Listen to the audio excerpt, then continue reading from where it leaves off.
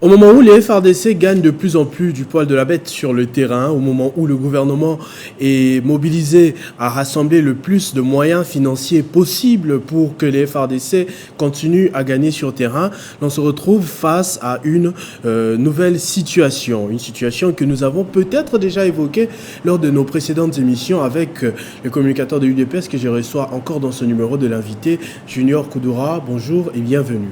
Merci, bonjour Christopher et merci de me recevoir à nouveau pour discuter de notre pays. Alors, on vous reçoit pas pour rien, parce que comme je l'ai disais dans l'entame, lors de notre précédente émission, on a parlé de cette relation qu'on a parfois à un couteau à double tranchant avec les Nations Unies, Exactement. plus précisément sa branche, la MONUSCO, installée depuis plusieurs années dans le pays. Face Exactement. à cette évidence, face à ce discours, on a eu des faits.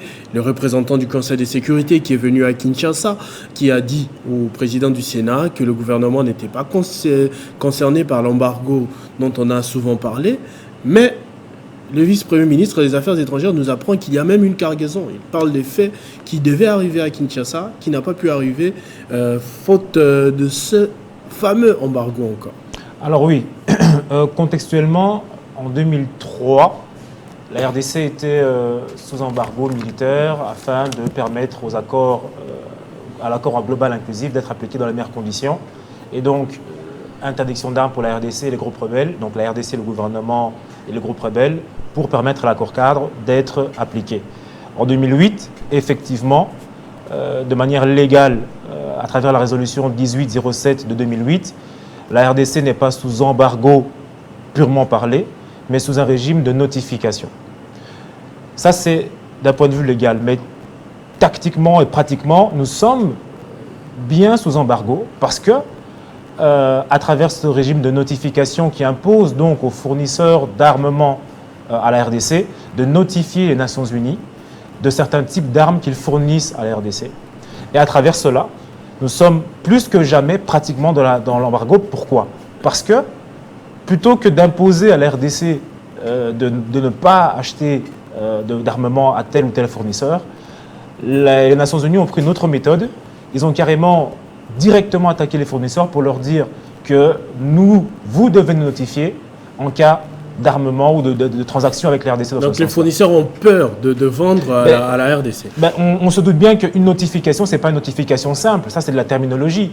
C'est du français. Mais derrière la notification se cache quoi? Des vétos et des accords et des conditionnalités.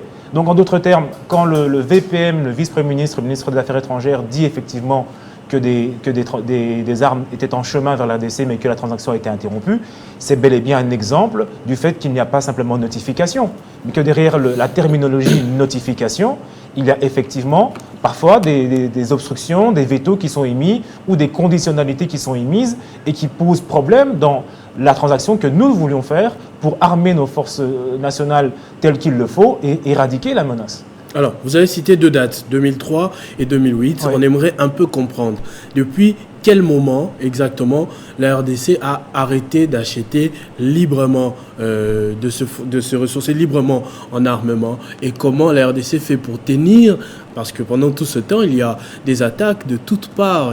Exactement. Depuis 2003, lorsque nous étions dans l'accord global inclusif, qui a débouché sur le fameux 1+4, il était question que pour donner toutes les chances à cet accord d'aboutir, d'éradiquer tout ce qui était armement illégal, etc., sur le sol congolais. Je parle d'armement tant national que d'armement des groupes armés illégaux, rebelles, etc. 5 ans plus tard, en 2008, pour permettre à la RDC, et avec la pression qui avait été faite à l'époque, à la RDC de se doter de ses propres moyens d'armement, comme tout État normal, souverain, qui cherche à protéger ses frontières, cette résolution d'embargo avait été assouplie à une résolution de notification. Une notification qui, selon les dires même du président de la commission sanctions des Nations Unies qui était au Sénat et qui a fait la fameuse déclaration, qui, selon leur dire, est une notification qui a pour but de permettre aux Nations Unies de disposer des moyens de compréhension pour comprendre d'où viennent les munitions, les armes, chez qui se fournissent les rebelles, etc. etc. Et il précise que ce mandat de notification a pour but de lutter pour but de mettre en place un embargo contre les groupes rebelles. Mais on se doute bien qu'un groupe rebelle, quand c'est un groupe rebelle qui, par définition, par lui-même a voulu être rebelle, donc hors ne suit pas la logique. hors circuit légal s'intéresse, mais que très peu, et excusez-moi le terme, mais s'en fout d'un embargo, puisque par définition, ce groupe a choisi librement d'être dans l'illégalité. Donc quand vous souhaitez lui imposer un embargo, ça ne lui fait ni chaud ni froid, puisque par définition, étant rebelle, il se rebelle contre les principes établis et légaux. Et logiquement, deuxième point, tout fournisseur légal qui exerce ses activités de fournisseur légalement, de businessman légal, eh bien, il est bien évident que n'importe quel fournisseur dans le monde évitera, qu'il y ait embargo ou pas, de fournir des armes à des groupes rebelles, puisque ce serait illégal, et donc que ça ternirait l'image de cette entreprise qui fournirait les armements. Donc un embargo sur les groupes rebelles, c'est comme un coup d'épée dans l'eau, c'est inutile, puisque les rebelles, par définition, sont prêts à être contre la loi. Et donc l'embargo, aucun groupe rebelle ne se fournit par des chemins légaux. Et donc ça n'a absolument pas, pendant tout ce temps, déstabilisé les rebelles, parce que même Antonio Guterres, secrétaire général des Nations Unies, a affirmé qu'en ce moment, les M23 avaient un armement plus puissant que les FARDC, plus puissant que l'équipe de la MONUSCO. Exactement. Donc cet embargo de 2008 sur les groupes rebelles a produit aucun effet, d'où encore un autre échec de la MONUSCO, puisque depuis 2008, cet embargo existe, mais le M23 ne fait que se développer davantage et progresser davantage. Donc on voit bien que, de un, l'embargo sur un groupe rebelle qui, par définition, se rebelle contre la loi, ça ne sert à rien du tout. Et de deux, pourquoi demander aux fournisseurs de la RDC de fournir des renseignements sur les armes qu'ils nous fournissent, soi-disant pour que la MONUSCO puisse savoir comment se fournit le groupe rebelle? Mais j'aimerais poser une question. Est-ce que vous pensez vraiment que la RDC pourrait se fournir en armement pour après fournir cet armement-là aux rebelles, pour que ces rebelles attaquent notre propre pays? Ça n'a pas de sens. Donc, la logique derrière ce régime de notification emboîte le pas dans une logique de complicité de la MONUSCO et des Nations Unies avec le M23, guidé par le Rwanda, qui lui-même, le Rwanda, est guidé par l'Occident. Alors, donc nous sommes donc pour, comme l'a dit le VPM, le retrait de cette mesure, de ce régime de notification, qui en soi est complaisant avec les rebelles, qui par définition s'arment de manière illégale, donc l'embargo contre eux ne sert à rien, et qui en soi bloque la RDC de pouvoir transacter de manière libre avec ses fournisseurs pour se protéger. Et celui qui jette le pavé dans la mare, c'est le vice-premier ministre des Affaires étrangères, le patron de la diplomatie. Quand on voit le mandat de Félix Tshisekedi, ce tout premier mandat, ça a été surtout marqué par une intense activité diplomatique. Comment justifier que l'on se retrouve avec ce genre de cailloux dans la botte alors qu'il a été ouvert avec tout le monde? Nations Unies, il n'a jamais rien raté, il est allé dans tous les pays du monde, mais on continue de vivre des situations comme ça. Est-ce qu'on peut parler de complot? Est-ce qu'on peut parler de négligence? Il y a complicité, il y a passivité, mais ce que je peux dire au niveau interne, c'est que le pays n'a jamais été aussi vif et aussi, si je peux dire, dynamique sur la question internationale RDC-Rwanda. Aujourd'hui, le chef de l'État, à travers son gouvernement, porte une politique dynamique. On voit que sa prise de position lors du dernier discours à la nation a fait bouger les lignes. On voit que les États régionaux qui comprennent qu'il y a une vraie menace que la RDC se défende elle-même et qu'elle attaque effectivement les commanditaires de ce qui se passe à l'Est de manière directe, peut poser des conséquences régionales, nous l'avions dit la dernière fois, des conséquences humanitaires, mouvements de population, etc. Et donc, les pays régionaux s'impliquent davantage parce qu'ils comprennent qu'effectivement, la RDC a un ras-le-bol généralisé. Deuxièmement, le VPM l'a dit avec raison, il a simplement dit la vérité. Vous nous dites qu'il n'y a pas d'embargo, mais dans les faits, la notification fait que certains fournisseurs qui avaient entamé un processus s'arrêtent en route. Parce qu'en fait, aujourd'hui, qu'est-ce qui se passe? C'est que les Nations Unies ont compris qu'en 2022, il est impossible de dire à un pays ou à un autre « n'achetez pas chez tel ou tel ou tel ». Par contre, ils partent, donc les Nations Unies vont chez ces fournisseurs d'armes, qui sont des sociétés internationales occidentales, et donc qui sont sous la botte de leurs dirigeants occidentaux, et que eux-mêmes, Nations Unies, peuvent facilement diriger. Donc, plutôt que de dire qu'il n'y a pas d'embargo dans la terminologie, l'embargo est davantage même poussé parce que, concrètement, ça veut dire quoi? Ça veut dire que les Nations Unies, pour empêcher que la RDC ne s'arme, elles traitent directement avec ses propres fournisseurs occidentaux.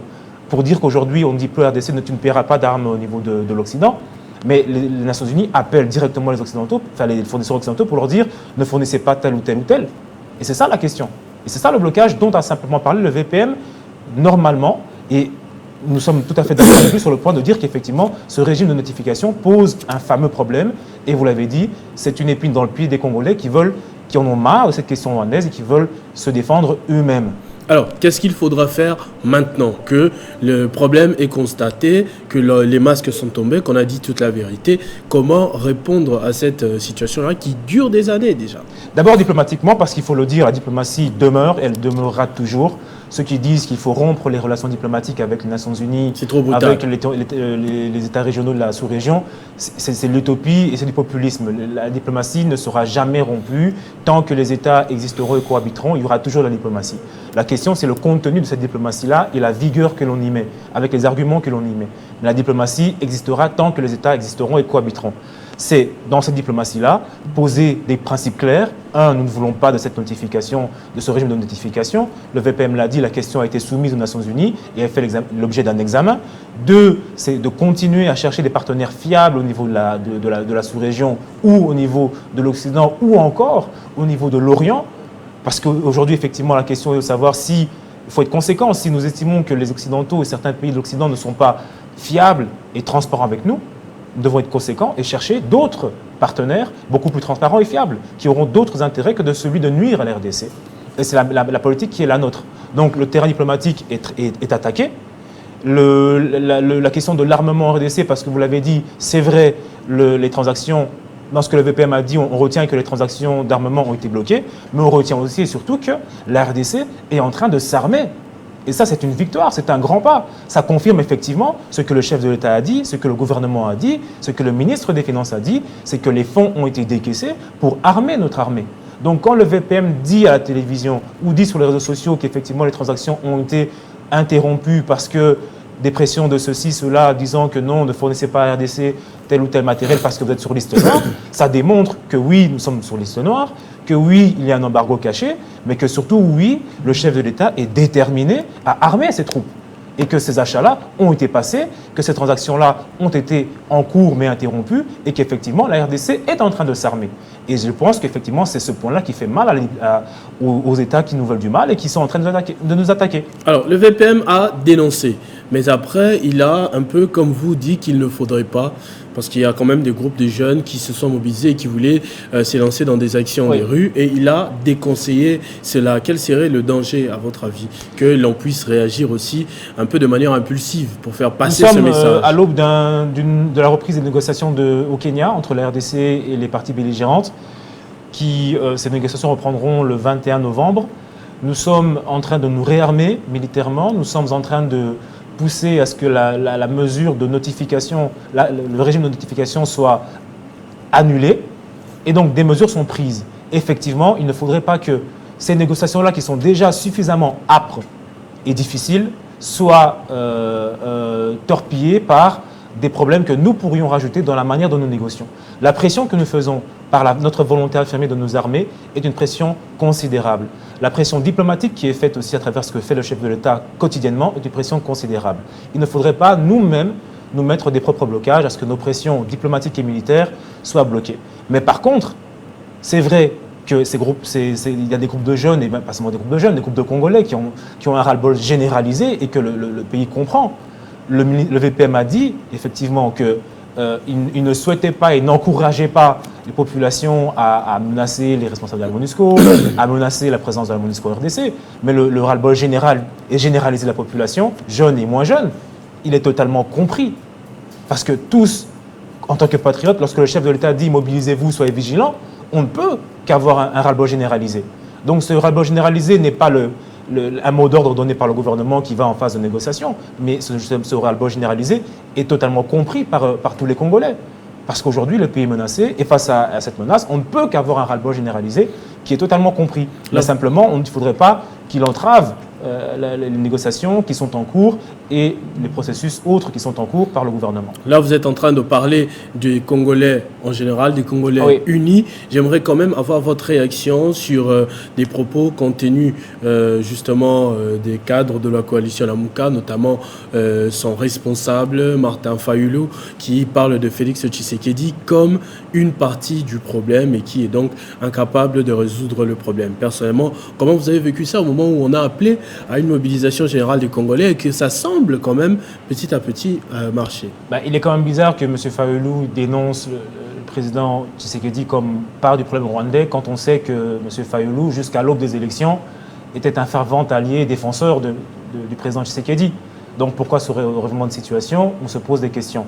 Deuxièmement, j'ai entendu effectivement les propos selon lesquels le président serait un problème par rapport à la gestion de la question rwandaise. Mais moi, je rappelle ici que la question rwandaise, c'est depuis 1997. Le président Tshisekedi est présent au pouvoir depuis 2019, fin 2018. La question du M23, c'est depuis 2012. Le président Tshisekedi, je le rappelle, est présent au pouvoir en RDC depuis 2018. Donc, quel est le lien entre ce groupe qui existe depuis belle lurette et le président qui s'attaque à cette question-là? Deuxièmement, M. Fayoulou est présent au RDC depuis très longtemps. On ne l'a jamais entendu faire des propositions concrètes pour la résorbation de la crise avec le Rwanda. La seule proposition qu'il ait faite encore dans la même interview à laquelle vous faites référence, excusez-moi, c'est de dire qu'il fallait mettre en place une nouvelle mission des Nations Unies qui aurait une nouvelle appellation et une force beaucoup plus robuste. Moi, j'aimerais poser une question. Quelle force robuste voulez-vous encore davantage quand vous savez déjà que la force onusienne au Congo est la force la plus robuste qu'il existe au monde aujourd'hui? Presque 18 000 hommes. L'effectif de la MONUSCO, donc des Nations Unies en RDC, est le plus grand effectif existant dans le monde et l'un des plus coûteux dans le monde. Donc, quelle robustesse voulez-vous encore quand cette robustesse a déjà échoué depuis maintenant plus de 10 ans? Il parle également de donner une nouvelle appellation à cette force onusienne. Mais en 2010, c'était la MONUC. Elle s'est transformée en MONUSCO. Juste 12 ans plus tard, résultat zéro. Il parle également, M. Fayoulou, d'une force beaucoup plus robuste. Mais je rappelle qu'en 2012, à la suite de la naissance du mouvement M23, il y a eu la résolution 2098, à travers laquelle a été créée la brigade d'intervention. 16 000 hommes, 300 policiers, résultat zéro. Donc aujourd'hui, la question onusienne et les réponses qu'apportent les CID sont complètement en déphasage total avec la réalité et l'histoire. Et troisième chose, ce que je voudrais dire, c'est que la question onusienne, ce n'est pas une question d'appellation, mais une question de robustesse. C'est parce qu'en fait, derrière les intérêts rwandais, derrière le M23, il y a les intérêts rwandais, et ceux-ci défendent les intérêts occidentaux. Et tant que les intérêts occidentaux seront défendus de la sorte par le Rwanda qui utilise le M23, la MONUSCO subira le même échec sur terrain, la même complicité sur le terrain et la même ambiguïté sur le terrain. Parce qu'en fait, les intérêts de cette guerre-là, c'est les intérêts géopolitiques. Est-ce que ce sont des intérêts que la RDC est incapable de défendre? Non, nous les défendons. La question de la MONUSCO, la question de la question. Donc, vous avez dit un peu plus haut que l'Occident soutient le Rwanda parce que le Rwanda défend les intérêts de l'Occident. Est-ce que la RDC ne pourrait pas défendre ses intérêts sans passer par le Rwanda qui agresse? Mais bien sûr, mais le Rwanda, l'exploitation rwandaise, l'utilisation du Rwanda à travers le M23 et le Rwanda que font l'Occident, c'est les moyens les moins coûteux pour faire de l'exploitation de nos richesses à moindre frais. Ça coûterait beaucoup plus d'argent que de venir autour d'une table, de faire des négociations transparentes, parce qu'il y aurait des rapports de force qui seraient beaucoup plus différents, ce serait beaucoup plus coûteux. Mais aujourd'hui, jamais auparavant, la question rwandaise n'avait été aussi fortement portée par un président. Jamais la question de la présence onusienne n'avait été aussi fortement portée par un président. Aujourd'hui, les États viennent en RDC pour discuter avec le chef de l'État pour trouver une solution parce que ces États ont compris que la RDC est résolument déterminée à régler la question. Voilà, justement, en parlant de ces chefs d'État qui viennent en République démocratique du Congo, est-ce que vous ne trouvez pas cette coïncidence quand même étrange, juste au moment où les FARDC sont en train de récupérer petit à petit quelques territoires, on sent cette rapidité des chefs d'État ou des négociateurs africains venir à Kinshasa rencontrer Félix Tshisekedi ou faire le mouvement des deux côtés. Pourquoi maintenant? Alors que les M23 avaient aussi une progression, ils ont commencé au Bunagana, Rutshuru, petit à petit, ils ont nargué la RDC. On n'a pas senti le même enthousiasme. Juste au moment de récupérer. Oui, c'est ça. Aujourd'hui, la position de la RDC, elle est tranchée.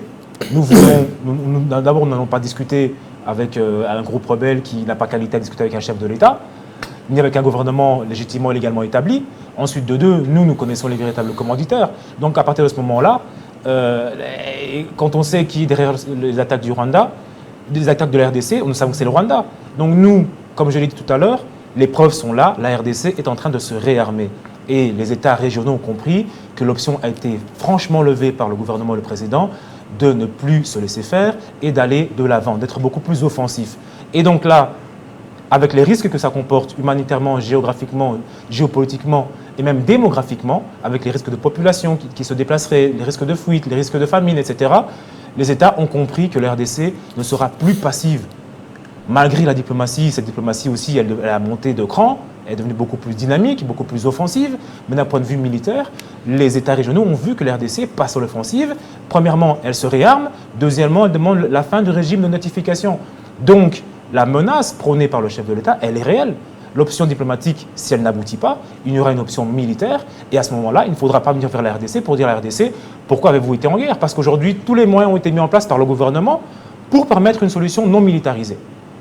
Donc aujourd'hui, les États ont compris que l'option de guerre, elle est réelle. Le chef de l'État y songe sérieusement. Et donc, ces États ne voulant pas de cette situation, viennent aujourd'hui négocier pour trouver une solution pacifique, notamment à travers les négociations qui auront lieu fin novembre au Kenya. Dernière parole, Junior Koudoura, comment vous voyez l'avenir, vu les conditions actuelles, vu le tableau dressé actuellement, comment vous voyez les prochaines semaines d'ici la fin? Je pense que la position prise par le gouvernement et le chef de l'État, elle est bonne. Il faut demeurer dans cette position-là. Cette position-là portera ses fruits. Je pense que le pays aussi restera un et indivisible. Je pense que nous devons à tout prix continuer d'exercer une pression militaire sur le front de l'Est. Je pense qu'à tout prix, nous devons, si nous disposons de preuves efficientes et réelles, démontrer à suffisance, au grand jour, le rôle prépondérant que joue le Rwanda dans cette crise. Je pense que nous devons tout faire pour mettre de côté les partenaires qui ne sont pas véridiques avec le Congo, notamment la MONUSCO qui a échoué. Et je pense que l'avenir de la RDC sera nécessairement radieux. Mais je pense aussi qu'effectivement, que tant que nous aurons nos richesses qui sont lorgnées de par le monde, nous serons sans cesse menacés. Et donc, nécessairement, nous travaillons aujourd'hui, comme le fait le gouvernement, à mettre en place une armée qui soit financée, une armée capable de se défendre, parce qu'aujourd'hui, il faut le reconnaître, il faut le savoir, tant que nous serons la RDC, nous serons toujours jalousés et donc toujours menacés. Donc, à nous de nous prendre en charge, d'être vigilants, de nous équiper, de nous armer et de défendre nos frontières comme le fait le chef de l'État.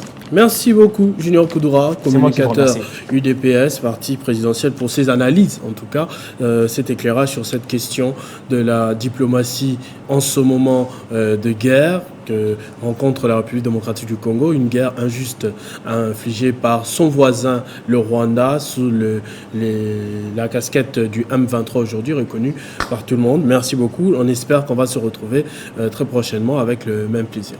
C'est moi qui vous remercie. Merci du temps d'antenne que vous m'accordez. Et merci à Télé 50 pour le travail de qualité et le temps accordé sur vos antennes. Merci beaucoup. À tous et à toutes également, merci de votre attention soutenue. On se retrouve très prochainement avec le même plaisir.